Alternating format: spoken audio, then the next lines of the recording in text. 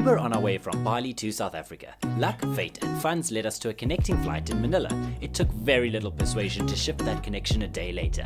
Now we had a 32-hour layover in a country whose slogan is, "It's more fun in the Philippines." We budgeted 3 hours in the airport, 5 hours of sleeping, and we were left with 24 hours in Manila. Are you ready? Here's 24 hours. No! No what? I'm not ready. What is Manila? Okay, brief history. Yay! Brief. Garnering its name from the abundant and beautiful yellow and white mainland flowers that blossomed in the area, Manila is known as the Pearl of the Orient. It is on the largest of over 7,600 islands that make up the Philippine archipelago. Along with the oldest Chinatown in the world, Manila also hosts the oldest university in Asia, founded in 1611. So how did this independent country become the only Asian country to be predominantly Christian, with over 85% being Roman Catholic? Spain, basically. They colonized the Philippines in 1571 and held control for 327 years, despite both Chinese and Dutch invasion. Britain occupied command over the country for a whole 2 years amidst the 7 Years' War, but promptly returned jurisdiction back to Spain. The United States then stepped in and had their turn at sovereignty from 1898. Japan made their way into power for 3 years from 1942. However, they were forced out, America signed over rule, and the Philippines was independent, funnily enough, from the 4th of July, 1946. Wow, that's a lot of countries fighting for the Philippines. Tons of people must love it there. Let's just say it's the most densely populated city on the planet. Ready? Ready! Let's go. Welcome to 24 Hours in Manila.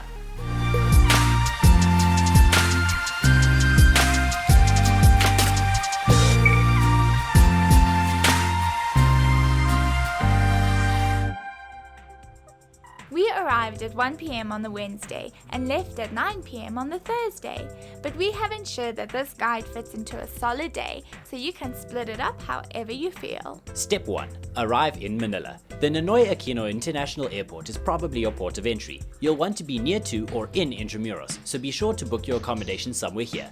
We stayed near Rizal Park, which worked out perfectly, but would probably opt for an Intramuros stay the next time around. There are so many accommodation options within Manila, but finding something within Intramuros should be a little easier.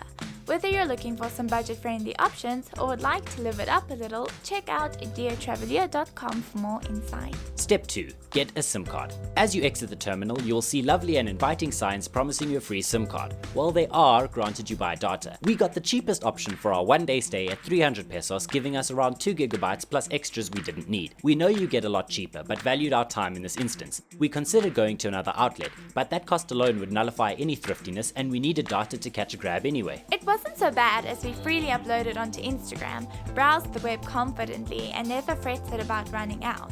We initially wanted to catch the public trains, but they would take 1.5 hours to get us into town. The Uber Express was the next best option, but we would need to catch a train or taxi from the last drop-off point to get to where we need to go anyway. And the Grab Fare Finder site listed that short journey as nearly the same as taking it straight from the airport. So, catch a Grab for step 3. Walk out of the airport and cross the road to the center island. Walk left and find the marked Grab pickup point. Be sure to download Grab before your trip to Manila, but there are people at the pickup point who can assist you to download the taxi hailing app should you need it. It cost us 200 pesos for the 40-minute trip into town. And we checked in with ease. Having over 60% of the population being able to speak English, this Asian country is very easy to navigate. Once you get into your hotel, have a shower or a nap, grab some food, definitely some water, not from the taps, and leave any heavy or unnecessary bags behind, because it's time to walk into Intramuros. This walled city served as the center of Spanish control and hosts some of the country's most significant history. Remember that 24-hour time limit? Well, to make the most of this adventure, we have split our guide into steps and stops. Steps are of a major importance and require some time, investigation or entrance, and are the attractions this journey is structured around. Stops are interesting places, points, sites, or views that require as much time as your fascination holds. Been there, seen that type of deal. Palacio Del Gobernador. This is our first stop in the morning, so plan your walk, run, taxi, flight, cycle, or apparition to be there by 7:30. The Palacio Del Gobernador is a government building that used to be home to the Governor General during the Spanish colonial era. An earthquake destroyed the building in 1863 and was only completed to its current standings in 1976. It has a small museum with free admission, but make sure you have 5 minutes to make it to step 4 by 8 o'clock. Coming out of Palacio Del Gobernador, turn left and walk 400 meters to Fort Santiago. 75 pesos gets you in, and our only wish was we had water and an umbrella. Fort Santiago is a citadel built in 1571. Since then, it became one of the most history-rich places in Manila. Shifting control from Spain to Britain, America, and even Japan, Fort Santiago has seen the terrible loss of many lives throughout the years of war and sieges, most notably holding Dr. Jose Rizal imprisoned before his execution in 1896. Within these walls, there is so much to see, but luckily it is all marked with names, dates, and brief history, so just stroll around and peruse at your leisure. For us, we were most captured with the dungeons. Originally for munition storage, over 600 rotting corpses were discovered after World War II. And the I Make History Fortress with scale Lego models of the most famous buildings in Manila. Check the time. Is it 9:24 yet? If so, get going to step 5. The minor Basilica and Metropolitan Cathedral of the Immaculate Conception, a short 450 meters back from whence you came. Otherwise known as the Manila Cathedral, Pope John Paul II issued a papal bull in 1981 designating this cathedral the honor of becoming a minor basilica. Established in 1571, the Manila Cathedral still hosts daily mass, occasional weddings, and important occasions such as papal and foreign dignitary visits. There seemed to be a baccalaureate mass during our visit, and even though we tried, we could not get in. It was packed. We hope you have better luck, and this was extraordinarily disappointing for us. Anyway, after exploring the cathedral, turn around and face Plaza De Roma. Considered the center of the city, this garden used to be an open plaza used for bullfights and other public events. A statue of King Charles IV centers the park in honor of having sent the first ever batch of smallpox vaccines to the Philippines. Wait, what was that? Was that your stomach rumbling? Don't worry, we've got you sorted. Walk around the corner, 2 minutes and 130 meters to La Cathedral Café. This served as our late breakfast and was a very cute little cafe with great seating options, homely decorations, and a really comfortable escape from the outside hustle and heat. Their fitting slogan is, "A nice homey cafe where the food is hearty, the coffee is strong, and the blessings are for free." Being adults, we chose cake for breakfast. It was a bad call, but all in all, step 6 at the cafe cost us 300 pesos each. Our next stop is 110 meters and 1 minute down the road, so conclude your breakfast by 10:30 and head to Bahay Tsinoy. Tsinoy refers to the Chinese Filipino culture, and Bahay means house. This museum is dedicated to the impact of the Chinese in the history of the Philippines. We couldn't find a feasible way to fit it in considering it only opens at 1 p.m, but we wanted to take a look around the outside at any rate. If you manage to make it work, it has a 100 peso entrance fee. Our next stop is 120 meters southwest and will take you 1 minute to arrive. Can't fully explain why, but this small monument was one of the highlights for us, probably because it is often missed or disregarded and not widely known. The Memorare Manila 1945 monument commemorates the innocent lives lost, especially women and children, as in the focus of the sculpture, during the Emancipatory War waged on Imperial Japanese troops in, yes, 1945. By 12 o'clock, you are going to want to be at step 7. It's only 2 minutes and 190 meters away, but we also chose to make a stop at Casa Manila along the way.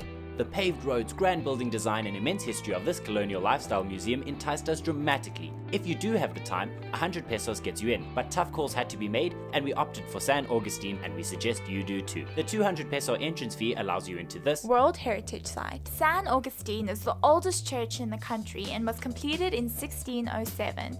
It survived many earthquakes that surrounding buildings did not. It was used as a concentration camp, political haven, and even a hospital. The monastery was repurposed as a museum in the 70s and is just one of the most spiritual places we have ever been. The museum holds so much history, shares so many life stories, and represents a lifestyle that can only be imagined today. Baroque and grandiose design, tales of death and protection, and the dedication of a community towards a shared faith can still be felt in the corridors. We spent an hour and a half here and had to force ourselves to move on to our next stop, the Philippine President's Murals. It's a 3 minute and 280 meter walk down the lane. These embossed portraits of the Philippine presidents are also often overlooked and was in quite a quiet area. It was intended as a short stop, and the blistering sun ensured that we stuck to that. Walk up the stairs beyond the murals and turn left, making your way along the city wall. You will pass a few signs and historical landmarks, the largest being the munition storage stronghold Reducto De San Pedro on the golf course. Take as long as you desire reading each, taking photos or taking it in, but be sure to walk the full 400 meters to Baluarte De San Diego, step 8, by 1:45. You'll need to hand over 75 pesos to enter the gardens. The fort was initially completed in 1594 and was intended to overlook the Manila Bay.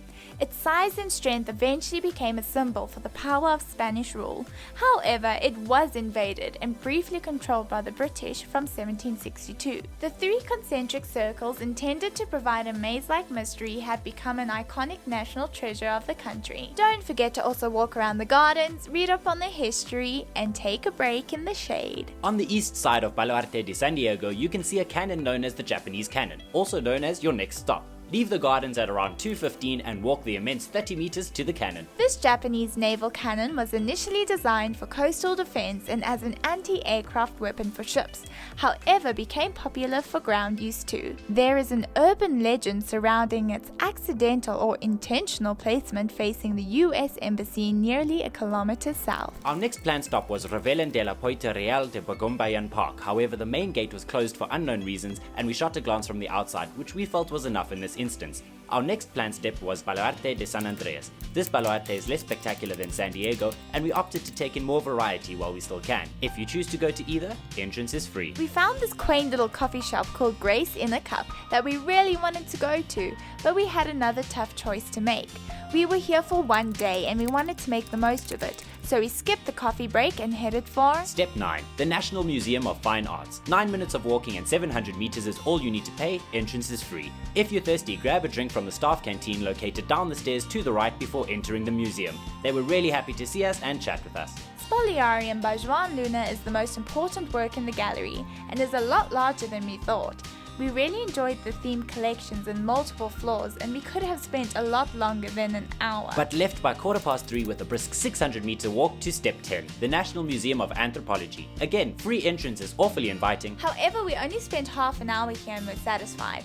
Granted, we were in a rush, but the layout was a little disappointing after the fine arts. Plus, we were super excited for the National Museum of Natural History as Step 11. We made the 4-minute walk in time to arrive by 4 p.m. We covered the entire museum and it was awesome. Obviously, we were a little rushed, but could easily go back and do it again. Do remember that you need to check your bags in at the doors of all the national museums and they close at 5 p.m. Which sounds like a great time for Step 12, Rizal Park. It's literally outside the museum, so it's a 0-meter walk. Luneta Park, as it is otherwise known, boasts 58 hectares of land, exactly the same as Bangkok's famous Lumpini Park. Rizal Park is named after Jose Rizal, who became a martyr of the revolution when the Spanish executed him by firing squad in Bagumbayan, the original name of the park, on December the 30th, 1896, for his alleged role in the Katipunan revolt. A letter to his family revealed his confessed innocence, and his unmarked remains were exhumed 2 years later and are now said to be kept in the Rizal monument that centers the park. There is so much to this park, the history, the beauty, the memories. You'll definitely want to see everything, but it means a lot more when you know a little about it. So let's start at the top. Literally the top. Head to the northeast side of the park, to the right of the museum, and locate the relief map of the Philippine Islands. Such a lovely idea. It's great to wander around and admire the detail and layout of the archipelago.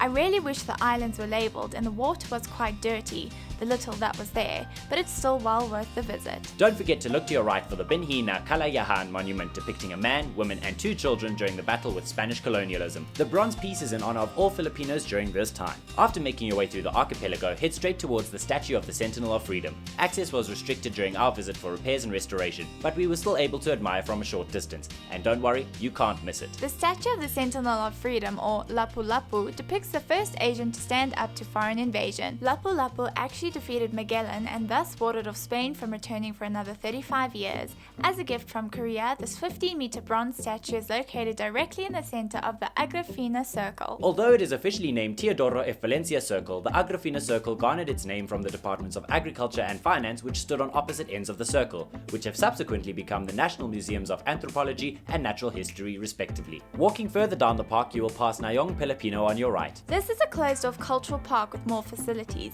It is built around highlighting some of the Philippines' most prized attributes and does cost you to enter.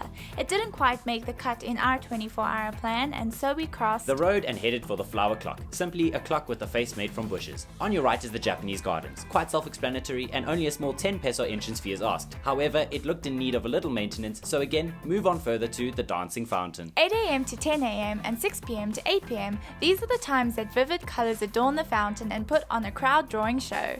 Yes, you will probably miss the show and the masses of people, but don't stress, you will see it on your drive a little later. Carry on around the right of the fountain and you will notice the Chinese gardens on your right. As with the Japanese gardens, we suggest you keep going. Opposite the Chinese gardens are some government buildings and a library, nothing too interesting. In front of you, however, are three important monuments. On the right is Jose Burgos, a Catholic priest who was executed in 1872 at this very park for his alleged involvement in a mutiny. To your left is the La Madré Filipina, a statue that once embellished the entrance of the Jones Bridge along with three others like it. Representing the Filipino nation, this is one of three that survived the Japanese bombing of that bridge.